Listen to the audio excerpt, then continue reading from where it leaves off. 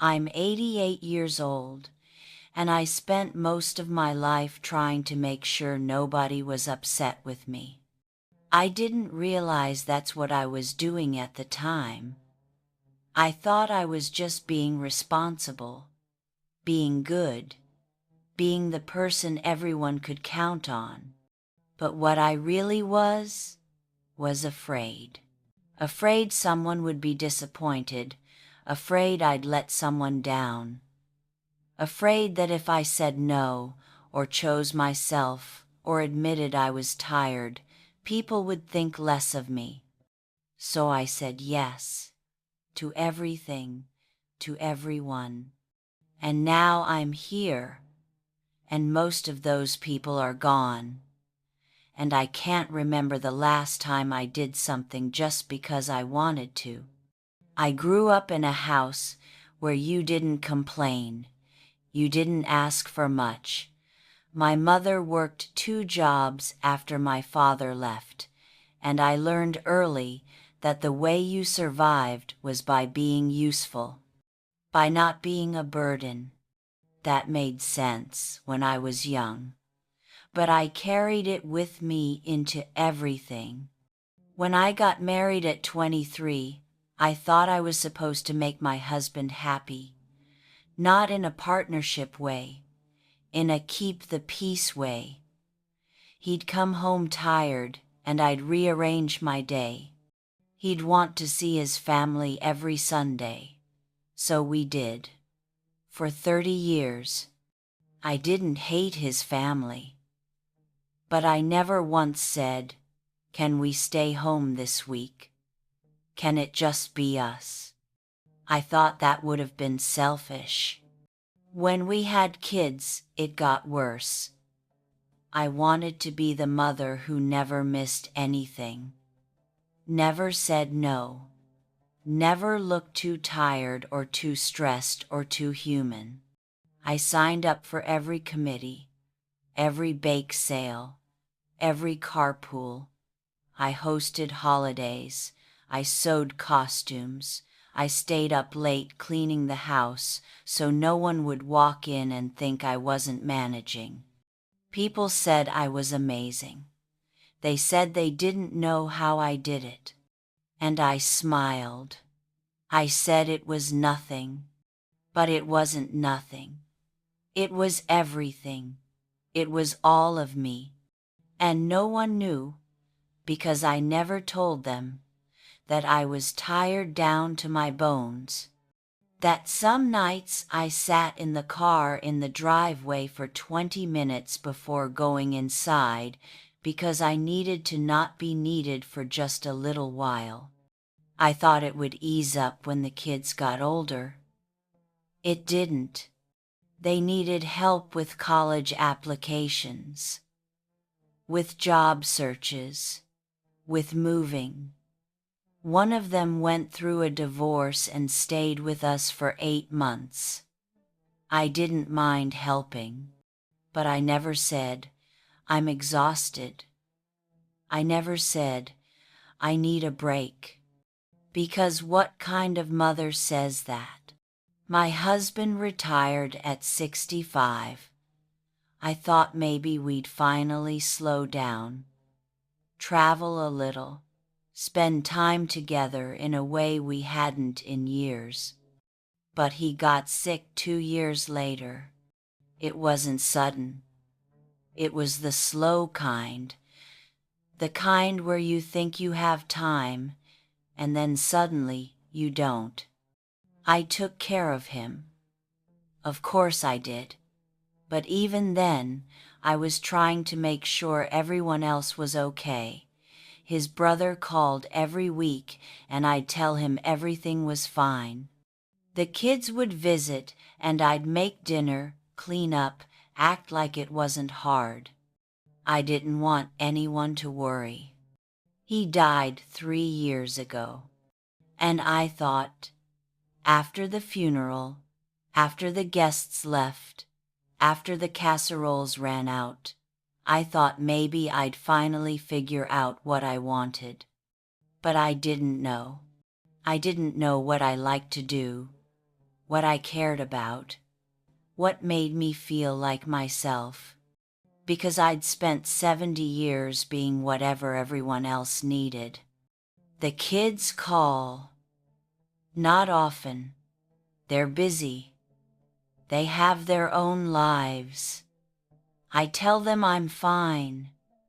I don't say I'm lonely. I don't say I wish they'd visit more, or call on a weekday just to talk, or ask me how I'm really doing, because I taught them that I'm always fine. I have a friend from church who's in the same place.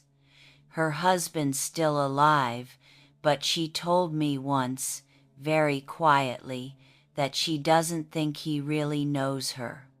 And I understood exactly what she meant. You can live with someone for 50 years. You can raise children and build a life and share a bed, and they can still have no idea who you actually are. Because you never told them. Because you were too busy making sure they were happy. I look back now, and I can see all the moments I let slip by. The time my daughter asked me to go on a trip with her, just the two of us, and I said no because my husband didn't like being alone and I didn't want him to feel abandoned. The job I didn't take because it would have meant night shifts, and I thought that was too much to ask of everyone else. The friend I stopped calling because she was going through something hard, and I didn't want to burden her with my problems, so I just faded out. The hobbies I never started because there was always something more important.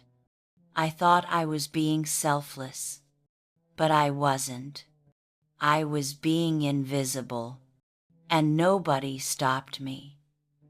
Nobody said, "Wait, what do you want?" Nobody pushed back when I said I was fine. Because people believe you when you say you're fine. It's easier for them. I'm not angry at them. I'm really not. I'm angry at myself. Because I knew.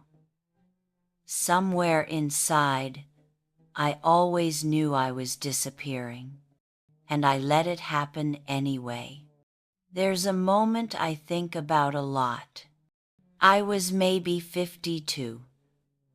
I was in the kitchen, washing dishes, and I looked out the window and saw a woman walking her dog. She wasn't in a hurry. She stopped and let the dog sniff a tree.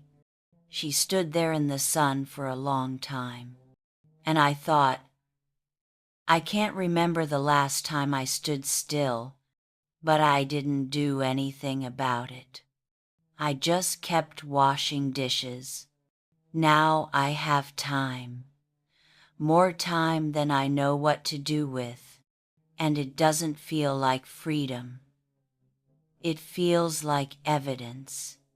Evidence that I wasted something I'll never get back. I can't call my husband and say, I wish we'd talked more.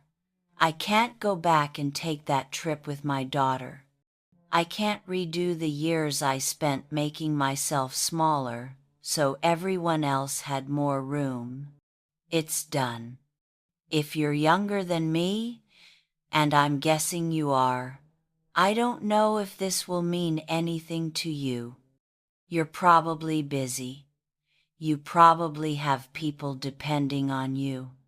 You probably think you'll get to yourself later. And maybe you will, but maybe you won't. Maybe one day you'll be sitting where I am, and you'll realize that all those people you tried so hard to please don't actually need you to disappear. They just need you to be honest. To say, I'm tired.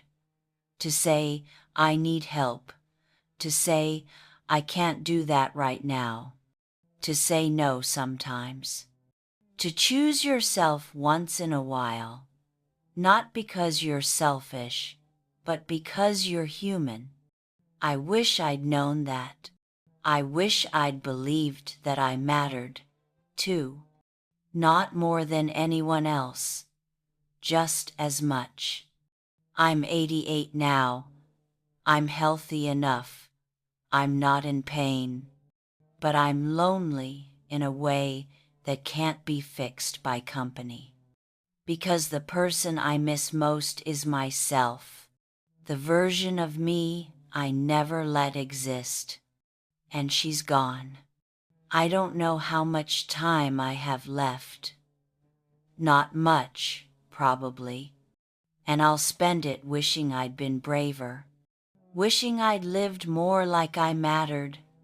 Not louder, not bigger, just more like I was here.